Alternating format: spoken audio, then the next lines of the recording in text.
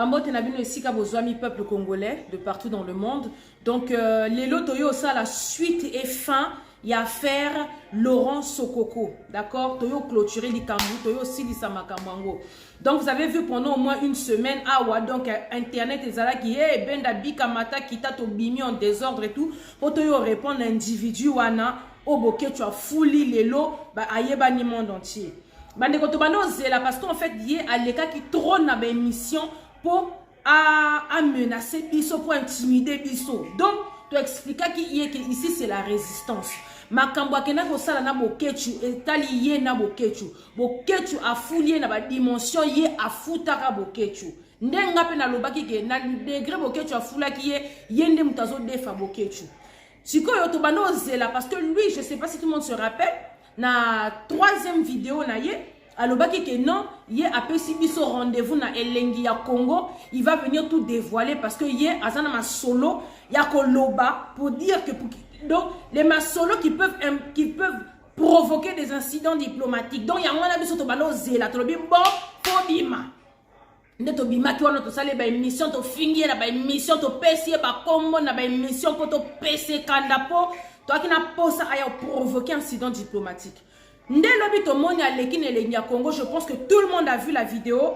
Donc nangana yem saka sokoko sokonien sokotufi que oza pena bololé à mubali. Oza zoba ya tata. En fait, tu es bête. Et là, comme à longo lobi wana to moniteur. Ainsi donc pour dire vraiment que à quel point oza muta le kuta, oza muta ba kimpi, oza muta ba mal donc tala papa Luka na epete soki na Angola kuna ba CNPP za na Angola te kende na CNPP Angola ba laver au cerveau ba bongiso mutu wana parce que tu es vraiment malade dans ta tête. En plus, on est menacé par Batou. On tient bambon, on est en jeu. On tient bambon, on est en jeu. Yo zali boma, yo tient bon, on est en jeu. Toi, tu es malade, on tient bon, on est en jeu. Pour faire du mal aux gens. Hein? Obi kama solo oyo lobby wane tout ça les ko kangisa yo. Hein? Soki on menacer Batou. En plus, ils ont le bamuto aleki yo abatami na aleki na mayele. Mais non, c'est vraiment au batami. L'équipe sont na mayele non faut pas le makambo sala faut pas parler parce que là oyo sala oyo sala les intimidations na tiembo on a rangé oyo ekeye la bino mais tu nous dis déjà ce que tu vas faire oza zoba ya tata sokoko laisse-moi te le dire d'accord et na retangi lisusu kombo na yo Laurent Sokoko hein donc ba neko nenge bo moni na ba vidéo Sokoko aye ko expliquer biso abeteli biso que non bokechu bakenda ki soki na Portugal basala ki masolo moko boye et tout ba débloquer ki soki 200 millions et tout à côté si kombo ya papa moko général le papa général vu qu'il est fatigué laissez-le finir ses jours donc oyo lo baba n'importe quoi on lobi que non batinda ki na mboka moko boye papa oh Mboka wana otangi kombote pona nini parce que nous on t'avait dit quoi incident diplomatique oyo linga ki opposé wana soki on lobby moko yebi ke ba linga ki ba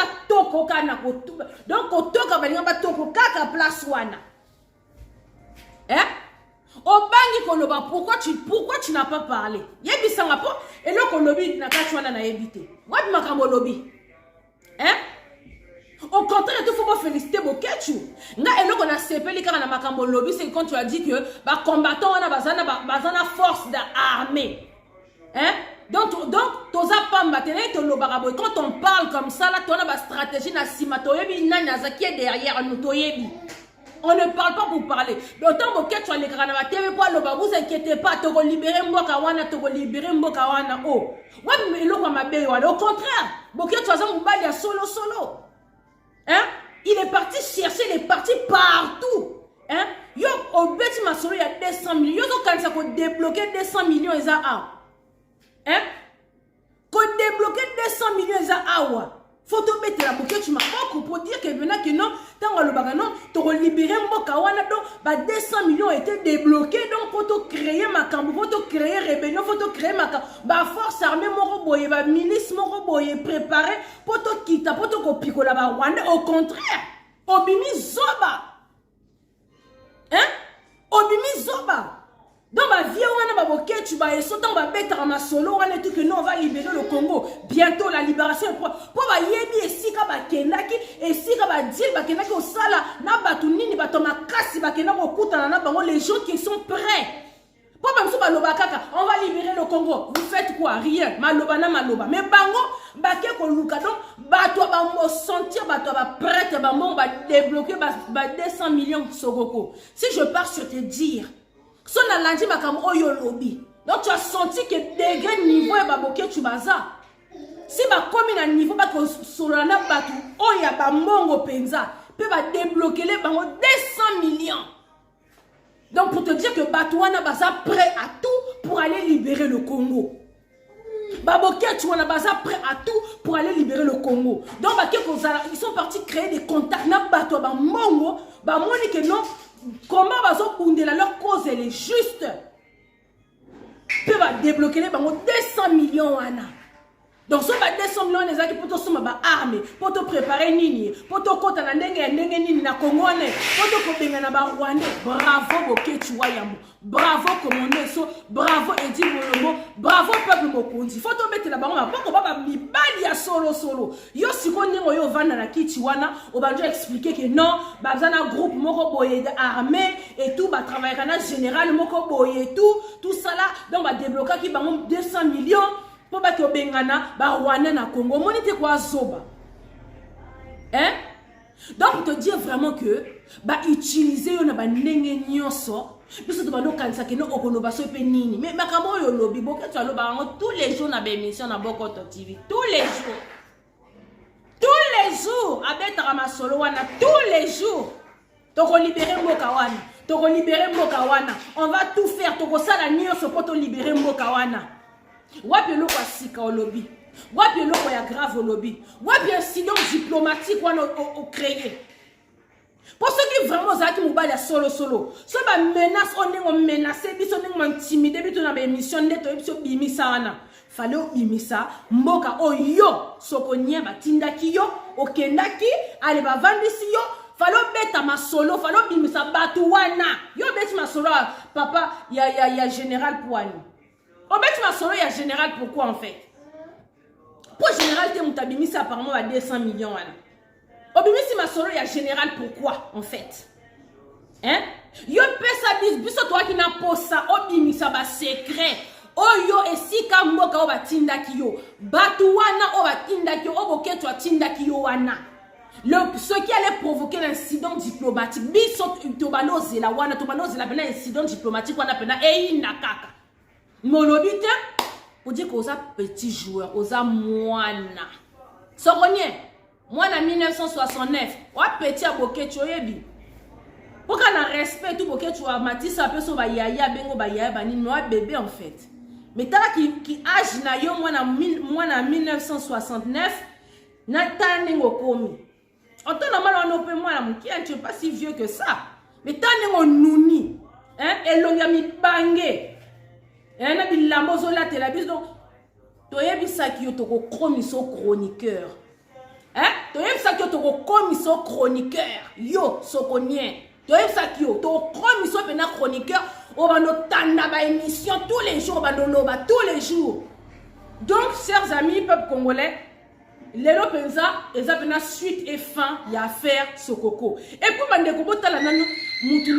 pour dire vraiment que le monsieur a un problème sérieux dans Moutunaye, alors, l'émission, on a que Boké tuye combat na ye eza combat ya ba musicien. Boké tuye nengaza wana lui tout son combat donc il est bloqué sur les musiciens. Pourquoi? Bon yo kamakama lobby parce que Kofi Olomide a boma 20 millions de personnes.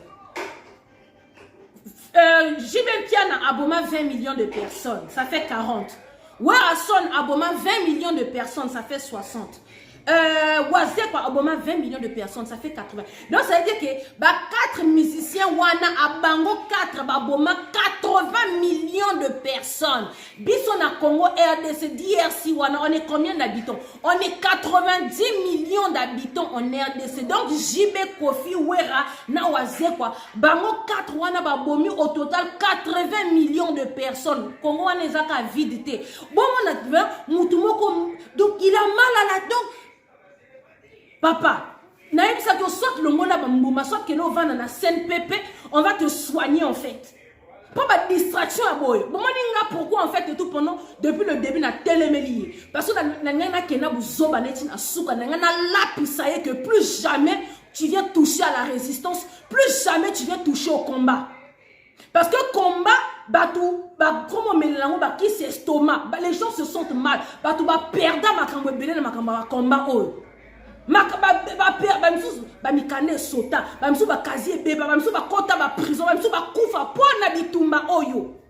Donc, il y a un téléméli sokoko pour dire qu'écoute, ta distraction, moi je vais te remettre en place. Babalo yenge nozo yo sa la batu na be mission intimidant no ceux qui ceci cela donc il y a recadrer na keneti na suka lelo suite fin à partir ya lelo mutu moko te yo beta lisu solo ya sokonye c'est fini.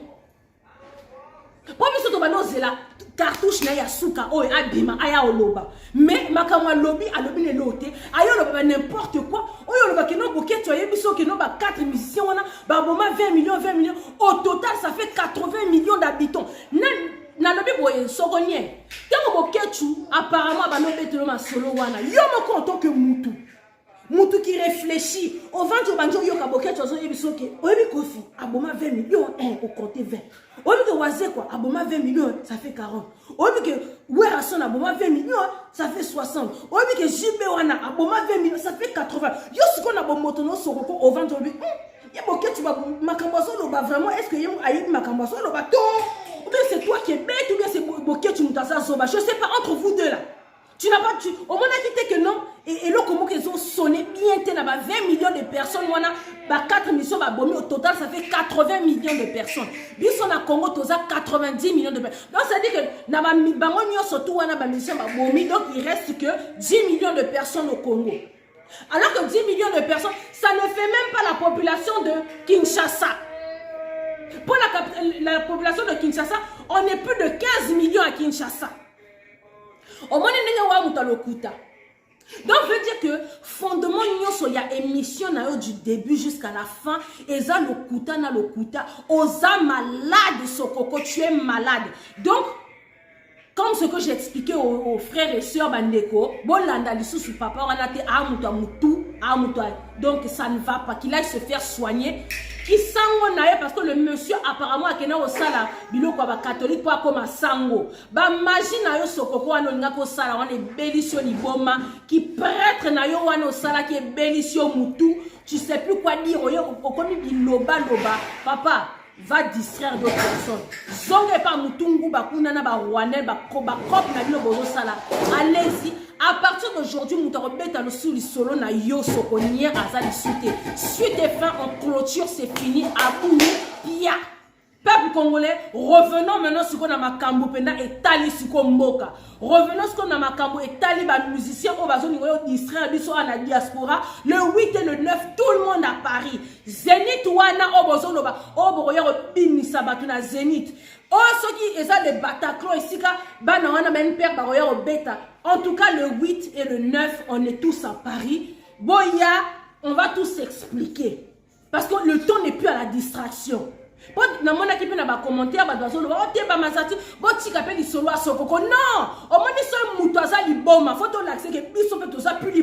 il Ozali boma to relaxo ki li boma na biso to keno tina suka ya li boma na yo et puis to biso comprendre que soko longo li bilama biso be to koko longo la bilama neti yo. Donc les lots à faire clôturer le mec c'était un aventurier, c'était un infiltré ayela ki makamune mususu batinda kaye mais akutani nango amoni pena que non ici le combat on se bat avec la vérité, on se bat avec le cœur. Vous comprendre ayela ki makambo fulama boki tu as foulié. Après si boke tu as mbongo, boke tu as fouillé na ba degré na ye. Makamunyo soto aso no babimisi ba mbongo et compagnie. Ce qui appelle ça boke tu ata 800 millions. To lia ngona nkona mwanda mbakanayi. Oyoki sokoko. Mbongo wana to lia ngona nkona mwanda mbakanayi. Po boke tu asali musala na ye. Asali musala na ye. Oyoki asali musala na ya kofula yo po lelo batu misu na bandako bakoma kaka nzambe likambo yo ni ya Laurent Sokoko na mutasala ane combattre parce que yo kaka boketu Yo comme no boke tu comme na banda kwa batu. So mutabeti li solo tout ne nga na likambo yo ya Laurent Sokoko. Boke tu asali musala na ye. Donc à partir ya Lelo Sokoko, regarde-moi bien, je te mets en garde. Là c'est Maserati qui me Vita qui parle. À partir d'aujourd'hui tu te tais. À jamais. OK? Nga Maserati na obimali soute pour na yo répondre. Lelo c'était la 4e émission suite et fin pour Tobano Zela obimane lenga Congo. Oyo déclaré provoquer incident diplomatique wana mais provoquer un incident diplomatique wana te donc oza no aventurier oza no mutaba kimbi ke no mela bakisi no wana mela wana tsoki elange beti wana obandi liboma ke no mela bakisi ke no pe mana scène pepe pendant un temps réfléchir sur ce que tu en fais sur la trahison que tu as effectuée wana mbongo te ya yo betisa mutungu bana yu arena wana mbongo te banda lelo ti lobby oki o comprendre ba mbongo ba 200 millions bimi kuna esika bata ba mbongo bazali oyo po yo mto yo beta di solo ango donc wa muta mbongo te vanda nie lia biloko no bodiaka na ngola wana meke do pe mata musu pa nganda na Monique kuna esalo bien comprendre oki donc tika résistance tika biso tozo bundela mabele tika biso to bundela Congo parce que les enjeux sont trop élevés na Congo wana oki kuna Paul Kagame makamwa lobite qui va venir nous attaquer yena comme on a ni mona Museveni boyoki te makamwa lobi siko lelo boke tu as expliqué biso que non il est parti contacter des gens va débloquer 200 millions pour pas que bengana ba Rwanda bo sepelite bo sepelite hein bo sepelite. Donc peuple congolais le 9 le 8 et le 9 Bissonio dans pas longtemps là dans le week-end prochain le 8 et le 9 Bissonio sont à Paris, d'accord? Pas de concert, pas de distraction. Toi, on n'a pas de distraction. On n'a pas ce temps-là, en fait. Le temps de danser, le temps de... On n'a pas ce temps. On n'a pas ce temps. À chaque fois, tout cela, vous sont en arrière. Toi, il y a au bout de la combat, musicien, alors qu'il y a plus grave au Congo. Ce que vous voyez là, ce qui se passe à chaque fois avec la musique, en fait, des Rwandais là, ils sont en fait. Ils sont graves. Parce que si on a dit que tu as Kenya na makangozo le kana Congo, bah quand c'est une distraction. Naïm ça une na émission na sala lobby. Congolais sont concentrés bâtir la radio sur la distraction. Bon moni tant basadi ya Sokoko 2 jours oyo et simbité bon moni ba binise biso mutakala kuna de buzoba kuna ya mukuna. Mukuna na mwasi mususu. Oh et tout il a fait ceci cela. Toujours ba bêtise, toujours ba distraction. Et puis ça, ce sont les Rwandais qui vont diriger la direction au Bango Balingi. Baïbi que nous tozo bundela mabele, tozo tala makamose le kana Goma, tozo tala makamose le kana Est. Regardez qu'on a na Est batu batombo qui les gens sont en train de marcher. Babimi si elongi ya Poutine pour dire que Poutine vient nous soutenir. Donc ça chauffe. Si l'on beaucoup n'est tout à mon pression du peuple leki oh et tout ça là que interrompre bah vol au Rwanda na Rwandais na Congo mais on est dans mascarade donc ça veut dire que le Congolais lui-même et tout il s'est pris en charge pour les ayakoyina donc biso normalement il faut tout mobiliser pour tout soutenir batuya est kuna mais non bon on a travaillé contre c'est la distraction oh et tout ça bon to bana sous pour mobiliser pour na makamba ba concert alors qu'il faut tout mobiliser pour na makambo zo le kana Congo vous ne voyez pas qu'à chaque fois tout ils viennent nous fatiguer. Donc, quand on est dans le combat, là, il faut être concentré, il faut savoir faire la part des choses. En plus, pour moi, peuple a beau été quoi. Franchement, le pays va mal. Mama Congo, Mama Congo. Mama Congo, elle est là, à niveau moko. Mutunguba.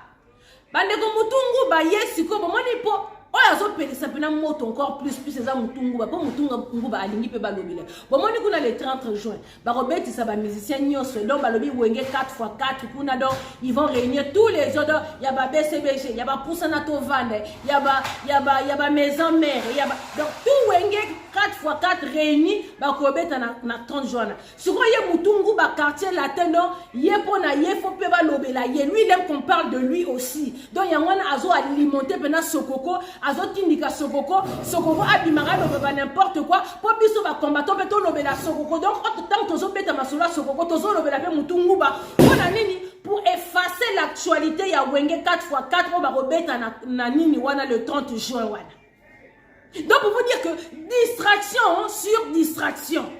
On n'a pas le temps de ça. Dans Peuple Congolais, c'était vraiment une toute petite vidéo juste pour venir dire suite et fin à faire Sokoko. Moutoussou, depuis personne n'a regardé le solo ya Sokoko. Tu as expliqué qu'Azan est l'autre côté, Azan est l'autre côté par Omemamoutou et pas été.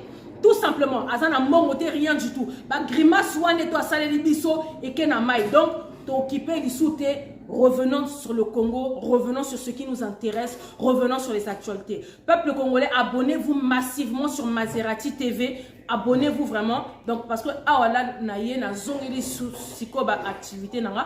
Boyeba ki na limwa ki pourquoi? Parce que na botaki, j'avais eu un bébé. Donc, du coup, maintenant, moi, na c'est bon à colis, ça va. Parce qu'on a zongeli ba activité nanga. Donc, mini, bobando trouver ngasko sur YouTube. Donc, bando code sa émission, to bando beta ma solo sur les canaux Congo, to bando dénoncer, 15% peut ça fait longtemps. Donc, c'est dire, Nazana ba dossier est belé pour na 15%. Faut na yako attaquer, faut qu'on vienne dénoncer ce qui se passe à l'Est. On doit soutenir nos frères de l'Est. On doit soutenir ce qui se passe au Congo. Donc, j'ai fait juste cette vidéo en bref, vraiment pour venir répondre à ce qu'on y a que à partir il y a l'élo gazo to pesier to bomi ango.